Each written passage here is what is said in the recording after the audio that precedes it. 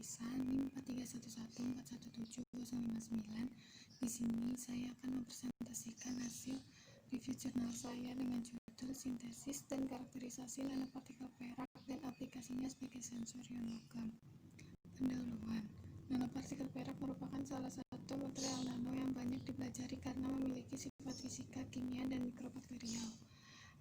Metode reduksi merupakan metode yang paling sering digunakan untuk menghasilkan nanopartikel perak karena relatif sederhana, mudah, dan efektif untuk menghasilkan nanopartikel perak. Metode reduksi diperlukan agen reduksi untuk mereduksi Ag+ menjadi agen mol. Diperlukan agen penstabil juga untuk mencegah adanya aglomerasi. Ada beberapa agen reduksi yang dapat berperan ganda sekaligus sebagai agen penstabil dan dalam sintesis nanopartikelnya. Untuk review jurnal yang pertama yaitu Structural Evolution of Silver Nanoparticles During Wet Chemical Synthesis oleh Banerjee dan kawan-kawan. Penelitian ini menggunakan glukosa sebagai agen reduksi untuk membuat nanopartikel perak dan polyvinylpyrrolidone atau PVP digunakan sebagai agen penstabilnya. Morfologi partikel dan distribusi ukuran dapat diukur secara akurat dengan DLS, XRD, dan mikroskop elektron. Untuk sintesisnya, sebanyak 16 gram glukosa ditambahkan 8 gram PVP yang dilarutkan 320 ml air dipanaskan hingga 90 derajat Celcius. Kemudian AgNO3 sebanyak 4 gram dilarutkan dalam 8 ml air ditambahkan dengan sepat ke larutan yang awal. Kemudian suhunya dijaga hingga 7000 menit. Lalu sintesis dilakukan dengan udara yaitu dengan Erlenmeyer dan tanpa udara dengan reflux. Produk hasil dari sintesis disentrifugasi 30 menit untuk menghilangkan kelebihan nitrat, glukosa, produk hasil oksidasi, PVP, dan ion peraknya. Sentrifugasi diulang hingga 3 kali. Setelah itu sampel didistribusikan kembali dalam 10 ml air. Kemudian hasilnya yaitu sintesis menunjukkan kristal nanopartikel berukuran 24 nanometer pada analisis XRD dan pada SEM menunjukkan 140 nanometer setelah 1000 menit dan terdapat partikel berbentuk bola dengan diameter 65 nanometer. Pada analisis TEM, partikel terdiri dari pentagonal bipiramida dan semakin lama waktu reaksinya akan membentuk berukuran segitiga dan beberapa ada yang berbentuk batang. Untuk review jurnal yang kedua dengan judul Sintesis Agen Nanopartikel secara Reduksi Kimia menggunakan caping agen ketosan dan reduksi glukosa oleh Junaidi dan kawan-kawan. Pada jurnal ini menggunakan glukosa sebagai agen reduksinya dan polimer alami berupa ketosan sebagai agen penstabil untuk sintesis nanopartikel perak.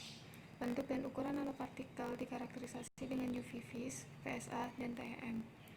Sintesisnya, sebanyak 5 gram ketosan dilarutkan dalam 50 ml asam asetat. Kemudian larutan Ag nitrat ditambahkan ke larutan ketosan, lalu diaduk 1 jam dengan suhu 60 derajat Celcius. Kemudian ditambahkan glukosa dengan perbandingan 2:1. Kemudian dipanaskan hingga mendidih, diaduk hingga 1, 2, dan 3 jam. Perubahan warna dari sintesis nanopartikel ini pada 1, 2, dan 3 jam yaitu pada 1 jam berwarna kuning, 2 kuning tua, dan pada 3 jam berwarna coklat. Untuk analisis TEM, agen nanopartikel pada 1, 2, dan 3 jam memiliki ukuran sama yaitu 8-9 nanometer. Hal ini membuktikan bahwa ketosan sebagai caping agen memiliki kemampuan untuk membatasi pertumbuhan partikel nanopartikelnya. Kemudian untuk UV-Vis, pada waktu 1, 2, dan 3 jam didapatkan serapan 415 hingga 430 nanometer.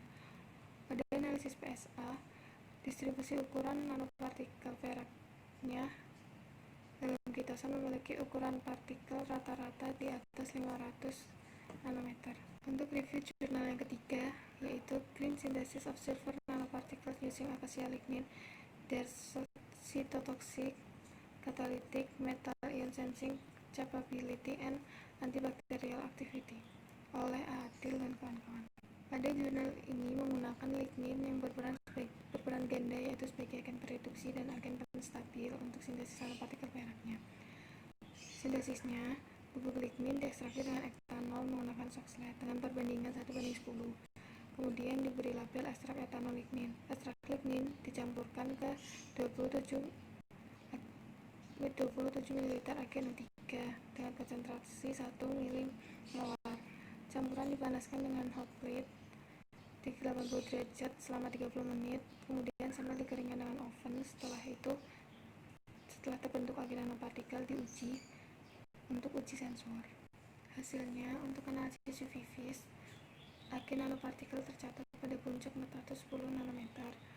Untuk analisis TEM, ukuran rata-rata dari agen nanopartikelnya yaitu 10-50 nanometer. Pada XRT terdapat 4 puncak pada 32 derajat, 44 derajat, 64 derajat, dan 77 derajat.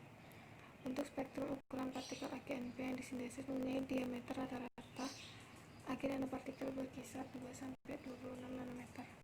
Untuk review jurnal yang keempat, yaitu Biosinthesis of Silver Nanoparticles using Curcumin's Propetarum aqueous leaf extract and their antibacterial and antiproliferative activity against cancer cell lines oleh Maina dan kawan-kawan. Pada penelitian ini melaporkan sintesis nanopartikel logam yang dimediasi tanaman mendapatkan perhatian karena rendahnya toksisitas, efektivitas biaya, ramah lingkungan, dan konsumsi waktu yang rendah.